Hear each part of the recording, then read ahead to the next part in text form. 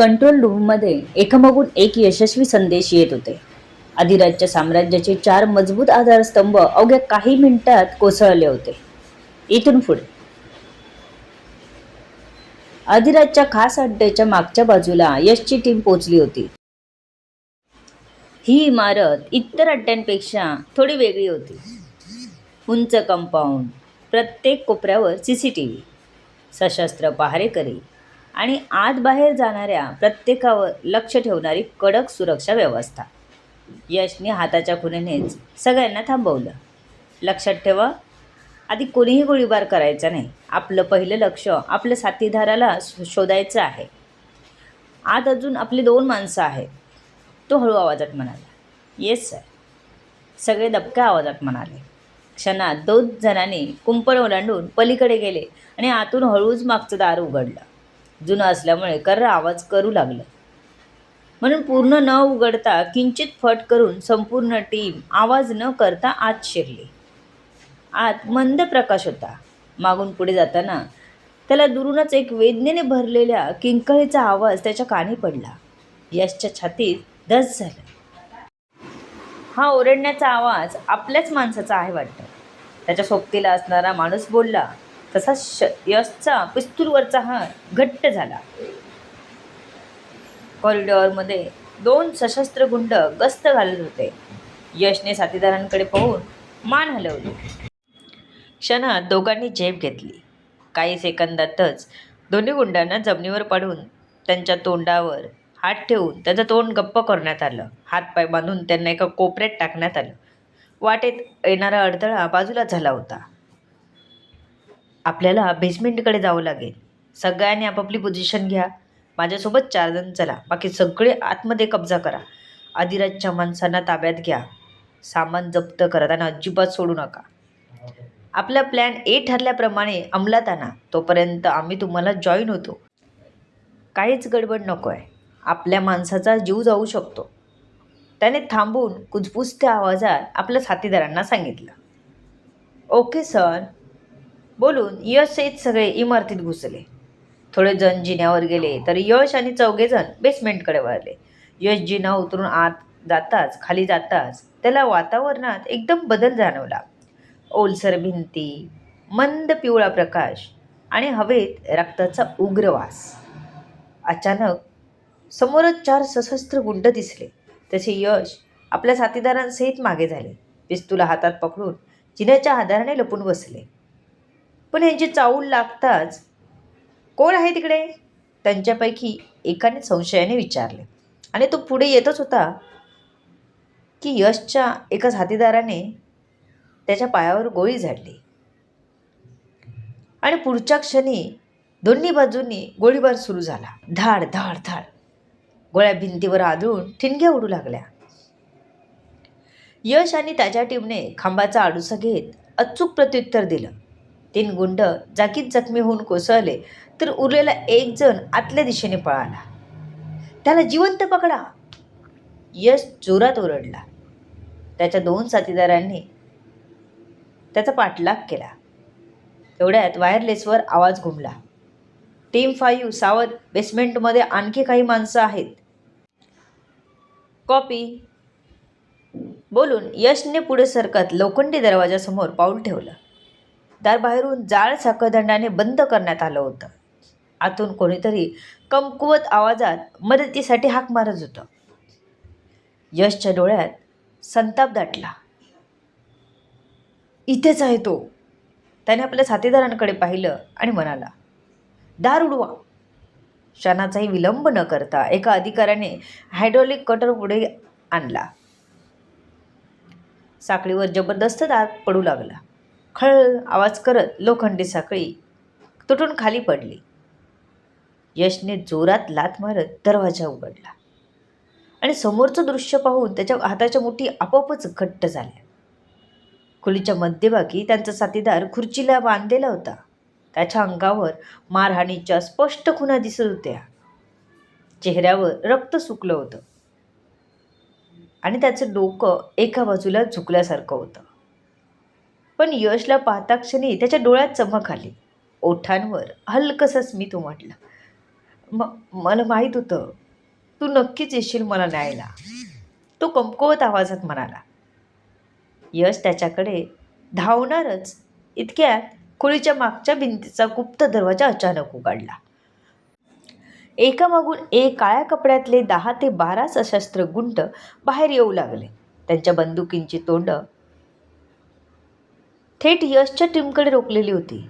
यशने क्षणाचाही विलंब न करता आपल्या साथीदारांना ओरडून सांगितलं, कव्हर. सोबत वायरलेसवर यशने मेसेज सोडला, help needed in basement. Message पोचताच वर गेलेली एक टीम लगेच बेसमेंटकडे धावली. बंदुकीतून गोळ्या वाऱ्याच्या वेगाने एकमेकांचा वेध घेत बाहेर पडत होत्या आणि पुढच्या क्षणी संपूर्ण बेसमेंट पुन्हा एकदा गोळीबारांच्या आवाजाने हादरून गेलं. यशची टीम त्यांना लगेच जॉईन झाली. आता एक एक गुंड खाली पडत होते. आयुरा मुख्य अड्ड्याच्या प्रवेशद्वाराजवळ पोचली. मुख्य अड्ड्यावर नेहमीपेक्षा कितीतरी जास्त हालचाल दिसत होती. आयुराचा एक माणूस आधिराजच्या माणसांच्या अड्ड्यावर पकडला गेल्यापासून संपूर्ण सुरक्षा व्यवस्था अनेक पटींनी वाढवण्यात आली होती. प्रत्येक प्रवेशद्वारावर अतिरिक्त सशस्त्र पहारेकरी तैनात होते. गस्त घालणाऱ्या टोळ्या सतत जागा बदलत होत्या. प्रत्येकाच्या नजरेत संशय स्पष्ट दिसत होता. रात्रीचे 12 वाजले असले तरी तिथे कामाची वर्दळ चालूच होती. आयुराने काही क्षण संपूर्ण परिसराचं बारकाईने निरीक्षण केला. CCTV कॅमेऱ्यांची फिरणारी दिशा, गस्तीचं वेळापत्रक, स्नायपरच्या संभाव्य जागा आणि आपत्कालीन सायरनची यंत्रणा. तिच्या डोळ्यात एक वेगळीच चमक उतरली. आपली चाहूल लागली तर इथून बाहेर पडणं कठीण होऊन जाईल. पण आपण आज मागे फिरायचं नाही, ती शांत स्वरात म्हणाले. तिने हाताने इशारा करताच तिच्या टीमने क्षणार्धात आपापल्या जागा घेतली. 2 टीम मेंबर्सने पहिल्या पहारेकऱ्यांना आवाज न करता ताब्यात घेतलं. सगळं नियोजनाप्रमाणे सुरू होतं. पण अचानक ट्रर असा मोठा सायरन संपूर्ण परिसरात धोक्याची सूचना देत वाजू लागला. लाल दिवे लुकलुकी लागले. लोखंडी गेट आपोआप बंद होऊ लागले. सर्च लाईट चौबाजूने फिरू लागली. क्षणात इमारतीचे सर्व दरवाजे उघडले आणि काळ्या कपड्यातले सशस्त्र गुंड धावतच बाहेर आले. सर्च लाईटच्या उजेडात पाठमोरी उभी असलेली काळ्या कपड्यातली आयुरा जेव्हा फिरली, ब्लॅक क्वीन भूत बघितल्यासारखा एक गुंड किंचाळलाच. क्षणात कुजबूज सुरू झाली. ती आली, ब्लॅक क्वीन परत आली. काहींच्या चेहऱ्यावर भीती स्पष्ट दिसत होती तर काहींनी थरथरत्या हाताने बंदुका रोखल्या. आयुरा मात्र जागेवरून हलली नाही. तिचा शांत चेहरा पाहून समोरचे गुंड अधिक अस्वस्थ झाले. तेवढ्यात एका गुंडाने संतापाने ओरडत आदेश दिला, बघताय काय, तिला जिवंत सोडू नका. बॉसचा स्पष्ट आदेश आहे. ब्लॅक क्वीन दिसली की संपवा. क्षणाचाही विलंब न करता चारही दिशांनी गोळ्यांचा वर्षाव सुरू झाला. आयुरा विजेच्या वेगाने बाजूला झेप घेत कॉन्क्रीटच्या खांबामागे आसरा घेतला. तिच्या टीमनेही क्षणात वेगवेगळ्या ठिकाणी पोझिशन घेतली. गोळ्या खांबावर आदून ठिणग्या उडत होत्या. धुळीचे लोट हवेत पसरत होते. आयुराने शांतपणे डोळे मिटून 2 सेकंद परिस्थितीचा अंदाज घेतला. डाव्या बाजूने पुढे व्हा. तिने आपल्या साथीदारांना आदेश दिला. उजवीकडच्या गुंडांना आधी टार्गेट करा. त्यांना निकामी करा. त्यांच्यामधला कोणीही उठता कामा नये. तिचा आदेश मिळताच संपूर्ण टीम जीव एकवटून विजेच्या वेगाने हालचाली करू लागली. आयुरा सुद्धा आपल्या हातातल्या बंदुकीने एकेकाला निशाणा बनवत पुढे चालली होती की अचानक 2 गुंड तिच्या अंगावर झेपावले. आयुराने समोर पडलेला लोखंडी ड्रम जोरात ढकलला. तो ड्रम वेगाने फिरत त्यांच्या दिशेने आला आणि दोघांचा तोल गेला. त्या क्षणी तिच्या साथीदारांनी त्या गुंडांना ताब्यात घेतलं. ही तर फक्त सुरुवात होती. क्षणभर तिचा हात नकळत पोटावर गेला. पुढच्या क्षणी तिने स्वतःला सावरलं आणि बंदूक पुन्हा घट्ट पकडली. जसे गुंड खाली जमिनीवर पडत होते तसे अजून इमारतीच्या गच्चीवरून शस्त्रधारी गुंड खाली येत होते.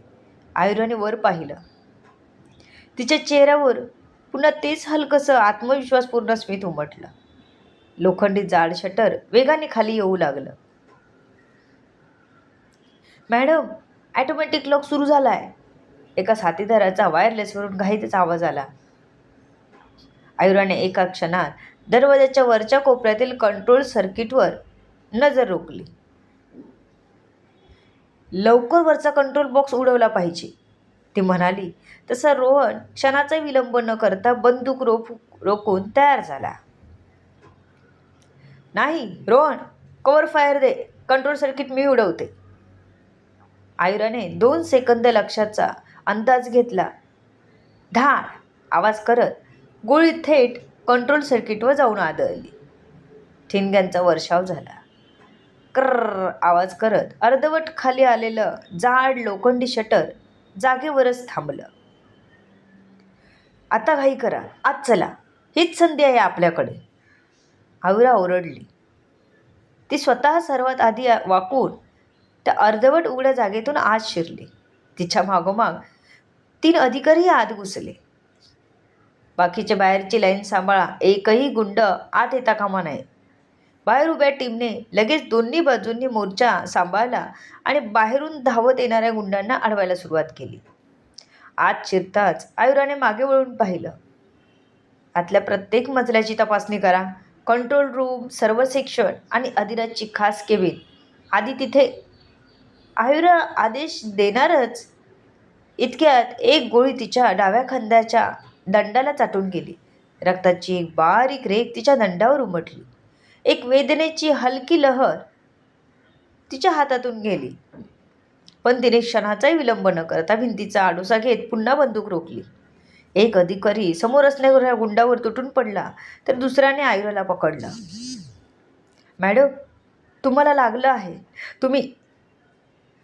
तो पुढे काही बोलणारच. हा फक्त ओरखडा आहे. तुम्ही माझी काळजी करू नका. तुम्ही पुढे व्हा, मिशनवर लक्ष द्या. एक सेकंद महत्त्वाचा आहे आपल्यासाठी. तो अधिकारी काही बोलणारच की तिने त्याला अडवत पुढे लक्ष देण्यास सांगितलं. ती स्वतःही हळूहळू पुढे सरकू लागली. तेवढ्यात संपूर्ण इमारतीत दिवे 2-3 वेळा लुकलुकले आणि पुढच्या क्षणी आपत्कालीन लाल दिवे सुरू झाले. स्पीकरवरून धातूसारखा आवाज घुमला. सावधान, सुरक्षा व्यवस्थेत घुसखोरी झाली आहे. संपूर्ण इमारत तत्काळ लॉक करण्यात येत आहे. आयुराने एक कटाक्ष वर टाकला. म्हणजे आता खरी लढाई सुरू झाली. ती बंदूक घट्ट पकडत पुढे सरसावली. पाहूया पुढच्या भागात. सर्व गोष्टी जाणून घेण्यासाठी येणारे पुढचे भाग वाचायला आणि ऐकायला विसरू नका. तुमच्या अमूल्य प्रतिसादाची आतुरतेने वाट बघते. लेखिका शब्दवेदी उर्फ संतोषी गजानन राणे पाताळे. धन्यवाद. लवकरच तुमच्या भेटीला राजकुमारीचं आता समुद्रापलीकडलं प्रेम ही नवीन कथा येत आहे. तिलाही तुम्ही भरभरून प्रेम द्याल ही अपेक्षा. धन्यवाद.